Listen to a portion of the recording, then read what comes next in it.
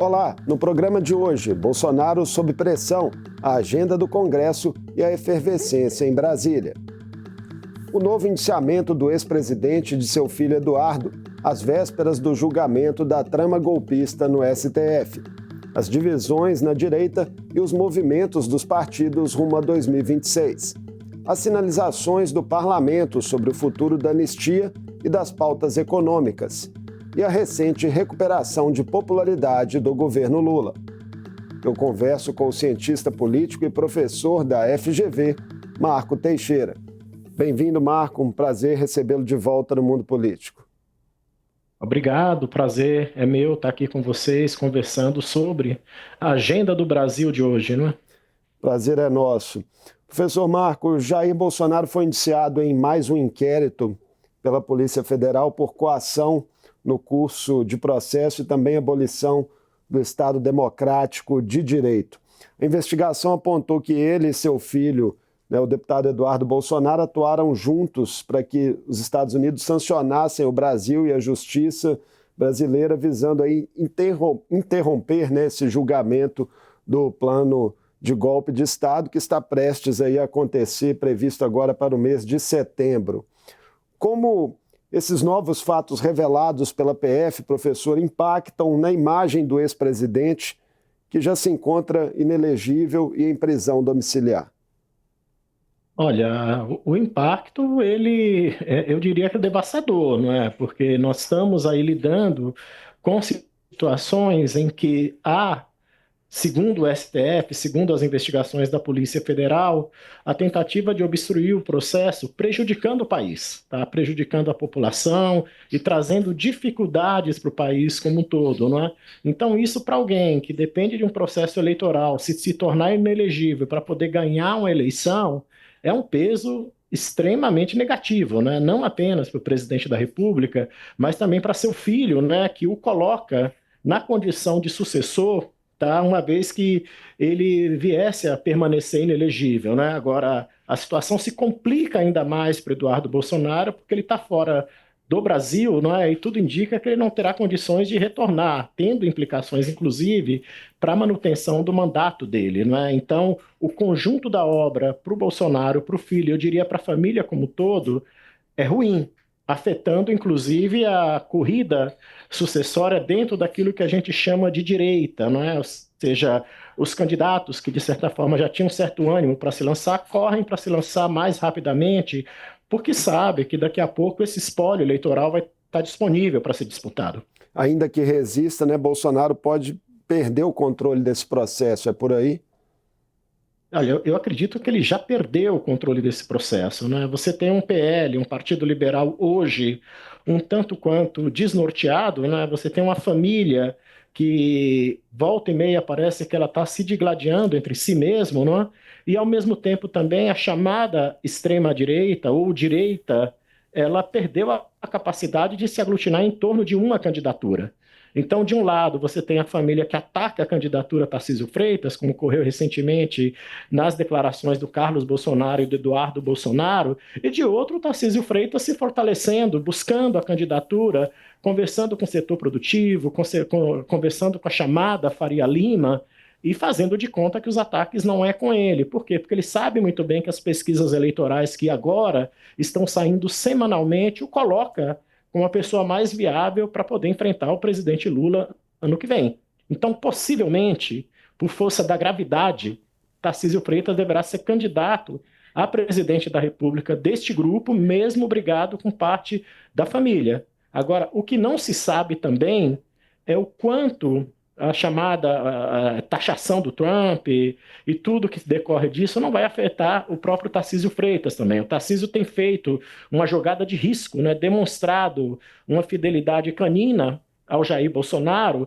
e, ao mesmo tempo, sendo atacado pela própria família. Então, isso é o que o Tarcísio tem para hoje, não é?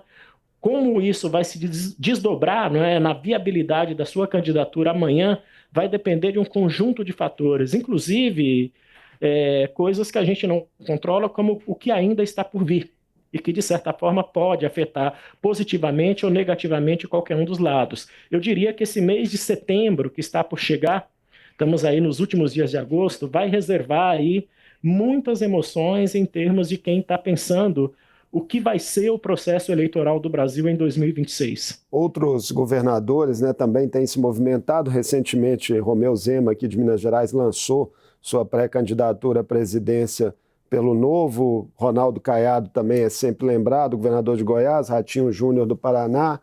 Pode ser difícil uma unificação desse campo da direita para o ano que vem? Olha, ao que tudo indica, existe um acordo entre eles, entre esses três, sobretudo. Não está muito bem claro para mim se o Tarcísio está nesse acordo. Ratinho, Zema e Caiado sabem muito bem que as chances deles irem para o segundo turno são remotas, né? Mas, ao mesmo tempo, se um deles for para o segundo turno, terá o apoio quase que automático do outro. Porque onde que está o eleitorado do Zema hoje? Em Minas Gerais. Ele precisa dos outros para poder se tornar viável no país. E o Zema tem ainda um problema maior. O Partido Novo sequer conseguiu o quociente eleitoral, ou seja, aquela cláusula de barreira, né, para ter os recursos para a competição eleitoral do ano que vem. Então, partido que sai fraco com uma candidatura que não é nacional. O Ratinho Júnior encontra-se até numa posição razoável, porque ele é candidato pelo PSD. Mas nós sabemos que o PSD é fragmentado no país. De Minas para cima, o PSD é lulista. Tá no governo do PT na Bahia, apoia o PT no Ceará, e assim vai. Agora, de Minas para baixo, é um PSD mais próximo do bolsonarismo. Então, o Ratinho Júnior certamente é candidato desse PSD do Sul e de parte do Sudeste. Portanto, vai precisar do apoio do Caiado para entrar no Centro-Oeste e do apoio do Zema para se fixar em Minas Gerais. E o Ronaldo Caiado é uma candidatura que retorna a partir da primeira vez que o Brasil teve eleição após o fim do regime militar. O Ronaldo Caiado, naquele período, era o candidato da União Democrática Ruralista, não é? Se apresentava como candidato do que hoje a gente chama agronegócio, mas vem de duas gestões muito bem sucedidas em Goiás, tá? Mas delimitadas no estado de Goiás. Por mais que ele União Brasil é um partido que está no governo Lula e que parte do União Brasil deverá apoiar, mesmo contra a vontade dos dirigentes do partido, a candidatura de Lula ano que vem. Portanto, esses três candidatos não são candidatos fortes. Eles vão depender muito, sobretudo, do apoio automático que receberá dos outros, né? E de como essa polarização vai se diluir aí do ponto de vista do embate político em 2026. O senhor citou o União Brasil, né, que é um dos protagonistas aí do movimento recente de maior repercussão, né, movimento partidário, que foi a oficialização da federação entre essa legenda e o PP, com discursos ali que sugerem oposição à reeleição do presidente Lula, mesmo estando no comando de 4 ministérios, né? Esse grupo tem 109 deputados, 14 senadores. Como você acredita, Marco, que ele pode impactar no jogo de força do Congresso nos próximos meses e também nas eleições do ano que vem? E essa relação dúbia aí com o governo Lula, até quando ela deve ir, né? Esse grupo, ele tem Arthur Lira, ele tem Ciro Nogueira, ele tem Sérgio Moro, né? Ele tem figuras que, em tese, como o Sérgio Moro e o Ciro Nogueira, são oposições ferrenhas ao governo Lula. Mas ninguém sabe até que ponto, sobretudo o Ciro Nogueira, terá sucesso eleitoral ano que vem. O Sérgio Moro aparece com uma candidatura muito, como é que se diz, prestigiada do ponto de vista eleitoral no estado do Paraná, mas não tem a garantia do partido que ele vai ser candidato. Tá? E o União Brasil, nós sabemos muito bem que ele já é produto da unificação do velho Democratas, que era o velho PFL, com aquilo que restou de espólio do PSL. Então é de uma heterogeneidade muito grande que a gente não consegue imaginar, tá, o União Brasil trabalhando por uma única candidatura. Tá? Sem contar com a CM Neto, que será novamente candidato pelo União Brasil ao governo do estado da Bahia, e ao que tudo indica, vai ter muita dificuldade para poder tirar hoje o governador da Bahia do PT, o Jerônimo, não é, da sua reeleição. Então, é um partido grande, que junto com o PP forma uma federação gigantesca, mas que é muito heterogêneo. e muito cercado de interesses regionais, né? Então, eu não vejo uma candidatura do União Brasil viável, tá? E essa candidatura hoje é do Caiado, do ponto de vista competitivo, né? Para ir ao segundo turno e fazer frente ao principal adversário. Mas, de todo modo, a gente está no Brasil. O Brasil é um manancial de surpresas políticas, né? Aqui não se morre de tédio na política e surpresas podem acontecer. Agora, o que está aí colocado para a União Brasil, que certamente ele vai ser um partido que vai se dividir, parte dele, talvez a maior parte, vai ficar na oposição, e uma outra parte, que apesar de não ser maior, tem voto, né? Deverá apoiar a reeleição do Lula. Tá? A União Brasil, na realidade, é a síntese do que é o sistema partidário brasileiro hoje, né? O mesmo Sem vale para o coesão, PP, sem projeto próprio. o mesmo vale para o PP, né, que Isso, forma a federação junto com a União. exato. O mesmo vale para o PP. O PP do Ciro Nogueira não é o mesmo PP do Arthur Lira, que parece tem um acordo encaminhado lá em Alagoas que junta, inclusive, o arqui-inimigo Renan Calheiros. Tá? Então, assim, nós não podemos tomar os partidos brasileiros como uma coesão nacional. Os interesses regionais pesam muito. Por quê? Porque ali tem eleição para governador e tem eleição parlamentar também. Falando agora do presidente Lula, Marco, o presidente vem reafirmando a intenção de disputar a reeleição e a última pesquisa Quest mostrou aí uma redução pela metade da diferença entre desaprovação e aprovação do governo. Nas simulações de disputa presidencial do ano que vem, o presidente também bateria todos os seus adversários. Como essa recuperação de imagem, né, que vinha aí arranhada até junho, foi construída nos últimos meses? Olha, você tem hoje no país índices de desempregos muito baixos, né? Em alguns lugares chega a pleno emprego. Ontem, inclusive, a imprensa relatou um pouco da distância entre as regiões, né? Santa Catarina com 2,2 de desemprego e Pernambuco com 10, não é? Então, o país já vinha, de certa forma, apresentando indicadores melhorando mês a mês, né? Mas sem que isso impactasse uma melhoria da imagem do presidente Lula, do governo do presidente Lula. Ele, inclusive, vinha experimentando até então aumentos consecutivos de rejeição até o ponto dele ficar deficitário, né? Ser mais rejeitado do que aceito. Quando começa a crise das emendas, não é? Que começa aquela campanha do nós contra eles, não é? Ou seja, o Congresso defendendo os ricos, o Lula querendo que taxasse os ricos, depois entra a coisa do Donald Trump nesse processo, tá? Parece que houve uma convergência positiva para o governo, porque o governo passou, de alguma maneira, a ser visto, tá? Como algo que defendia uma parcela da maioria, não é? da população, e depois passou a ser visto como aquele que defende o país. Eu tenho escutado muitos eleitores do Bolsonaro dizendo o seguinte: olha, o que esse Trump pensa que ele é para querer mandar no Brasil, não é? Fora os impropérios que falam quando se relaciona ao filho do Bolsonaro, não é? Então, acredito que a ajuda que o Trump tentou promover ao Bolsonaro, do ponto de vista eleitoral, foi um tiro no pé do próprio Bolsonaro e ajudou substantivamente o governo Lula, não é? Tanto que a gente teve, antes dessa pesquisa Quest, uma pesquisa anterior que já mostrava o Lula com um pouquinho de superávit, né, na relação entre aprovação e desaprovação, se não me engano, da Atlas, né, do Instituto Atlas. Né? Então, a tendência nesse momento não é apenas de uma recuperação de imagem, mas de consolidação, digamos assim, de algum favoritismo eleitoral por parte do atual presidente da República para o ano que vem. E sem que o esforço fosse completamente dele ou fosse completamente do governo, não é? Temos aí o julgamento do Bolsonaro, temos aí todo tipo de pressão vindo dos Estados Unidos contra o país, a gente precisa ver como isso vai repercutir ainda. Mas eu acho muito difícil as pressões vindas dos Estados Unidos contra o Brasil favorecerem a oposição hoje. Pois é, voltando a essas pressões e também às tramas golpistas, né? Nos diálogos e trocas de mensagens vazadas, né, recentemente aí no inquérito da PF, chamaram atenção também ali a proeminência de um outro personagem, professor Marco, nessas tramas, o pastor Silas Malafaia.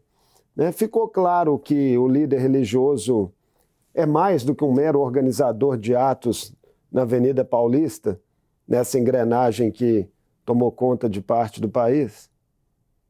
Olha, isso já havia ficado claro no processo eleitoral de 2022. Quem estava ali nos bastidores, né, dos debates na televisão, nos momentos decisivos, inclusive arrumando a gravata do Bolsonaro, era o Silas Malafaia. Tá? Ele não era qualquer pessoa. E durante os atos, ele era o porta-voz, o articulador, aquele que definia, inclusive, quem podia subir, quem não podia subir no carro de som. Então, a investigação da Polícia Federal e tudo isso que veio a público agora só consolidou aquilo que a gente via, tá, nos eventos políticos mais recentes, envolvendo, quer seja processo eleitoral, quer seja aí os atos públicos que eram organizados em solidariedade ao ex-presidente Jair Bolsonaro, né? Agora a gente precisa ver também que o Silas Malafaia não é unanimidade nem no grupo religioso autodenominado evangélico, que é um grupo heterogêneo também. Tá? Quem for ver a entrevista do deputado Ottoni, do Rio de Janeiro, que é um dos representantes desse segmento, ele faz bem essa separação. Tá? E ele diz com todas as letras, olha, a solidariedade ali não é ao pastor, porque o pastor não fala palavrão, o pastor não comete esses impropérios, então ele procura separar o líder religioso que o Silas Malafaia começa a dizer que ele é de alguém que está mais envolvido, perdão, com as disputas ou com a guerra política que se instaurou no país. Agora ele virou um protagonista sem dúvida alguma. E aí a gente já ouviu até circular que ele pode ser um dos candidatos à presidência da República, ou ao Senado, ou qualquer coisa ano que vem, né? Esse material, né, que foi divulgado pela Polícia Federal estava em posse da corporação há mais de um mês, né, com a apreensão ali de celulares de Jair Bolsonaro. Essa divulgação, né, o timing em que ela ocorreu, também visa influenciar a opinião pública? Olha, tudo agora vai depender de uma agenda datada, né? Ou seja, o julgamento do presidente Jair Bolsonaro, ex-presidente Jair Bolsonaro, começa semana que vem. E antes disso, havia, sobretudo por parte do deputado Eduardo Bolsonaro e do jornalista Paulo Figueiredo, a criação de um conjunto de fatos para pressionar de fora para dentro, sobretudo o Supremo. Então, acredito que se há uma intenção datada, ela tem a ver um pouco com a reação, no sentido de diminuir o peso dessa pressão externa que estava vindo não apenas sobre o Supremo, mas também de maneira muito intensa sobre o Congresso Nacional, a pretexto, né, na busca de aprovar a qualquer custo a chamada anistia, que só isso que beneficiaria o presidente Jair Bolsonaro nesse momento. Né? Então, o que eu vejo é que esses fatos que vieram a público semana passada enfraqueceram o discurso da anistia e fragilizaram, inclusive, esses dois personagens que estão lá nos Estados Unidos, né, promovendo essas ações contra o país nesse momento. Como que você avalia, Marco, os sinais dados até aqui pelo Supremo, de uma forma geral, em resposta a essas pressões, né, que vêm dos Estados Unidos, não apenas, né, com declarações públicas ali de Donald Trump, mas também ministros sancionados pelo governo sob a alegação de que violariam direitos humanos e estariam em uma suposta perseguição a Bolsonaro?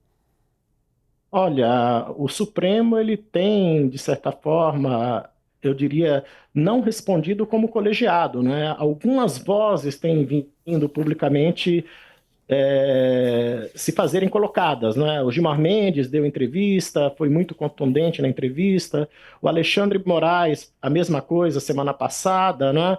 Volta e meia, o Barroso dá uma ou outra declaração, e teria que ser assim, porque ele é o atual presidente da casa, né? Mas a gente vê vozes dissonantes também, não é? A fala do André Mendonça no evento do LIDE, que foi respondida, né, pelo Alexandre Moraes no mesmo dia à noite, não é? Mostra uma certa dissonância que acaba enfraquecendo o órgão como colegiado, não é? Agora, o que se sabe também é que se houver algum tipo dissidência, do ponto de vista do agir coletivo nesse processo de julgamento e mesmo de enfrentamento às pressões externas, não ficará além dos dois que foram indicados pelo presidente Jair Bolsonaro, que seriam o André Mendonça e o Cássio Nunes Marques. Não é? Se esperava ou se desconfiava que o Luiz Fux entraria um pouco, digamos assim, formando um trio, né? Mas ao que parece essa desconfiança já foi dissipada. Agora é difícil, né, nós prevermos uma reação diante daquilo que não se sabe o que vem nem como vem. Tá? Por exemplo, o Fachin assume a presidência do Supremo logo mais, né? E aí já existem notícias na imprensa que os Estados Unidos podem preservar o Fachin no sentido de esperar dele alguma ação mais branda, não é? Agora, o que, de certa forma, fica muito evidente para mim, sobretudo, não é? É a novidade de tudo isso, né? Eu nunca vi um país, tá, adotar na sua política externa, né, na sua relação externa com outro país, né, uma pauta de ingerência política, uma pauta de tentar interferir no sistema de justiça de um país, como está acontecendo agora. Né? Então, isso é algo que, de certa forma, não apenas é novo, mas que o grau de interferência que está sendo colocado deveria fazer com que as instituições elas se unissem em torno disso, né? Apesar das suas divergências. E a gente não tem visto isso nem no Supremo, nem no Congresso Nacional. Muito pelo contrário, no Congresso Nacional nós estamos vendo, inclusive, grupos de parlamentares aprovarem moção de apoio ao Trump, tá? Câmaras municipais, assembleias legislativas aprovarem ou rejeitarem, né, homenagens ao Eduardo Bolsonaro. Então, a gente está vivendo um momento, do ponto de vista do entendimento do comportamento político, né, que assombra um pouco quem se propõe a fazer análise política no país. No Congresso, né, que você lembra aí, onde também há divisões, tem a bancada lá mais claramente identificada como bolsonarista, defendendo ainda a aprovação de uma anistia, né, aos condenados pelos ataques aos poderes de 8 de janeiro. Mas até nas mensagens vazadas, né, Eduardo Bolsonaro enfatizava ali que o objetivo principal era mesmo tentar livrar o pai de uma eventual condenação. Ainda há clima... E mais do que isso, né? Nessa mesma mensagem ele tratava os demais como arruaceiros. Né? Pois é, teve esse aspecto também nessa revelação. Ainda há clima com tudo isso, professor, para a matéria avançar no parlamento? Eu acredito que para a matéria avançar, alcançando o Jair Bolsonaro como beneficiário, é muito difícil. Não vejo possibilidade, não é? Pelo menos nesse momento, a não ser que um fato novo provoque uma reviravolta novamente. Se a gente der alguns passos para trás, isso vem ocorrendo sempre. Num determinado momento, parece que a anistia está sendo viabilizada, vem um fator externo, como, por exemplo, aquele homem-bomba na porta do Congresso, e revira tudo novamente. Não é? Quando ela recupera fôlego, não é? Algum tipo de cisão interna faz com que as coisas deem um passo para trás. Agora, acredito que essa declaração do Eduardo Bolsonaro foi a pá de cal. Tá? Fica muito difícil imaginar agora uma coisa como eles queriam, né? Ampla, geral e restrita, que alcance todo mundo e que libere o Jair Bolsonaro para ser candidato às eleições de 2026. Aliás, é isso que tem sido propagado, né? Tem se ouvido muito da boca de bolsonarista de quatro costados, né? Que basta aprovar a anistia liberando o Bolsonaro para concorrer às eleições, que as sanções, tá? E todo tipo de ação contra ministro do Supremo vão desaparecer. Eu só conheço isso como chantagem, não conheço como negociação política ou como acordo político civilizatório. Professor, nós já estamos com o tempo avançado na nossa entrevista, mas eu queria terminar a conversa com uma reflexão sua a respeito de dois sinais dados pelo Congresso na última semana. Um deles, a aprovação ali da urgência para a votação do projeto da reforma de renda, né, que prevê isenção de imposto para quem ganha até R$5.000, uma bandeira muito forte do Planalto, né, há algum tempo. E a outra, a instalação da CPMI do INSS, que visa ali apurar irregularidades que podem respingar para diversas gestões. Qual a leitura desses dois gestos? Vamos aí por partes, né? A bandeira do IR é uma bandeira completamente antipática para quem se coloca contra ela, né? Aliás, a bancada bolsonarista vinha tentando obstruir em troca da anistia, tá? O que que aconteceu aí, né? O chamado motim, a chamada rebelião, tá? Não apenas naquele momento enterrou a anistia, como fez com que Hugo Mota e Alcolumbre viesse a público trazer uma pauta positiva, né? Mostrar que o Congresso efetivamente trabalha, né? E aí vem essa questão da IR. Agora, a CPI do INSS, acho que tem duas questões importantes, né? Primeiro, o governo foi incompetente na articulação, né? Perdeu a direção da CPI, presidência e relatoria para a oposição. E segundo, tem o potencial para atingir todos os governos para trás, inclusive o governo Jair Bolsonaro, não apenas o governo Lula. Mas quem tiver o controle da CPI, quem tiver a capacidade de definir quem serão, né, aqueles que serão convocados para prestar esclarecimentos, né, o peso dos depoimentos é que vai, de certa forma, é que vai definir o rumo. E aí a gente vai lembrar uma frase que é muito comum quando se instala a CPI. A gente só sabe quando ela começa. Quando termina e como termina, só o tempo dirá. Agora que vai ter respingo eleitoral e na reputação de muitas lideranças, eu não tenho dúvida que terá. Seguiremos acompanhando os próximos passos. Muitíssimo obrigado por mais essa conversa conosco no Mundo Político da TV Assembleia, professor Marco. Eu que agradeço. Uma boa semana para vocês. Eu conversei com Marco Teixeira, cientista político e professor da FGV.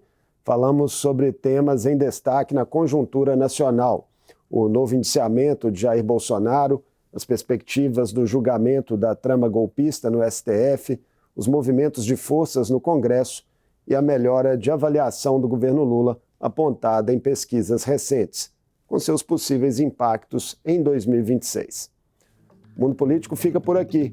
Obrigado por nos acompanhar e até o próximo programa.